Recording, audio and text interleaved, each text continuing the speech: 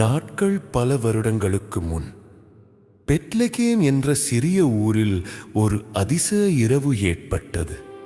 அந்நாள் முழுவதும் வானில் ஒளிரும் நட்சத்திரம் ஒரு விசேஷமான செய்தியை சொல்லியது. மீட்பர் பிறந்துள்ளார். மரியாள் என்ற பரிசுத்த பெண்ணும் யோசே என்ற நட்பன் உள்ள மனிதரும் ஒரு சிறிய மாடு பண்ணையில் தங்கியிருந்தனர். அங்கேயே மரியாள் தன் குழந்தையை பெற்றாள். அந்த குழந்தைதான் இயேசு கிறிஸ்து.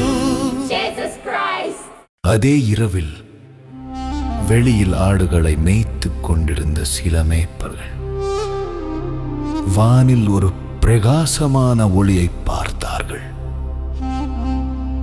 அவர்கள் பயந்து நின்றபோது ஒரு தேவதூதன் தோன்றி கூறினான், பயப்படாதீர்கள், இன்று உங்களுக்காக ஒரு மீட்பர் பிறந்துள்ளார். அவர் கிறிஸ்து கர்த்தர். அந்த செய்தியை கேட்ட மேய்ப்பர்கள் மகிழ்ச்சியுடன் ஓடி குழந்தை இயேசுவை பார்த்து தொழுதார்கள்.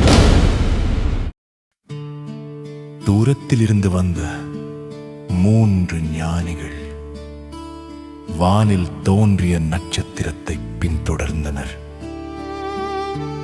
அது அவர்களை நேராக இயேசு இருக்கும் இடத்துக்கு அழைத்துச் சென்றது. அவர்கள் தங்கம், குங்குமப்பூ, மருந்து போன்ற அரிய பரிசுகளை வழங்கினர். அவர்கள் சொன்னார்கள்,